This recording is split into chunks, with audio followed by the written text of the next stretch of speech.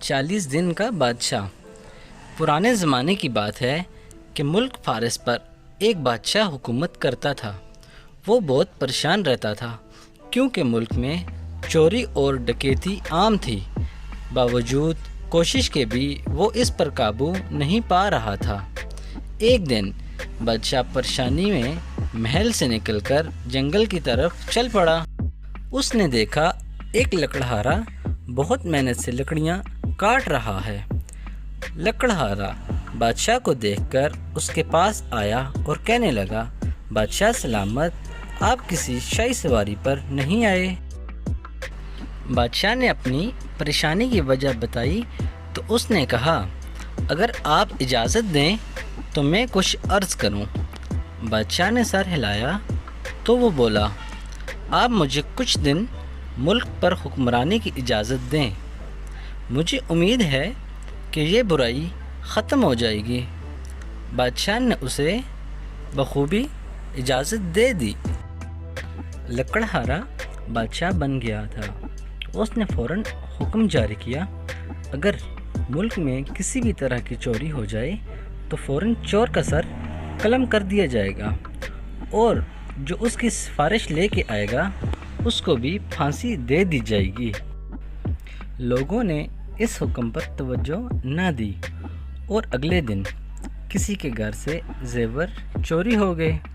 بادشاہ نے حکم دیا چور کو فوراً پکڑا جائے اور سپاہیوں سے کہا کہ اگر چور پکڑنے میں ناکام ہوئے تو ان کی جگہ تمہیں پھانسی دے دی جائے گی۔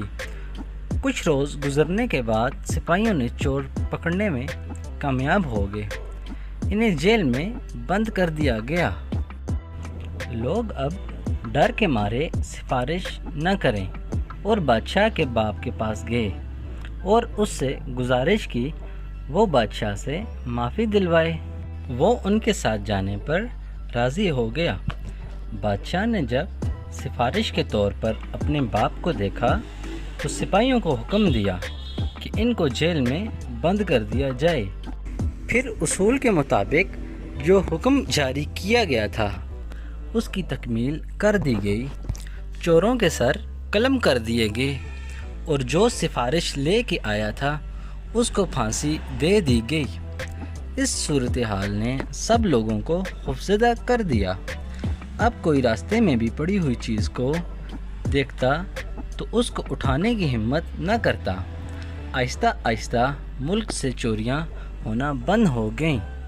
40 روز کے بعد بادشاہ لکڑہارے نے پہلے بادشاہ کو بلایا اور سلطنت کا نظام اس کے حوالے کر دیا۔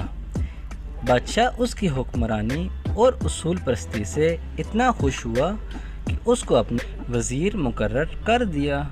نتیجہ، پیارے بچوں، کسی بھی سلطنت یا حکومت کا انتظام چلانے کا ذمہ دار حکمران ہوتا ہے۔ اگر وہ اپنے اصولوں اور قوانین کو مد نظر رکھ کر کام کرے تو ہر برائی کو ختم کر سکتا ہے۔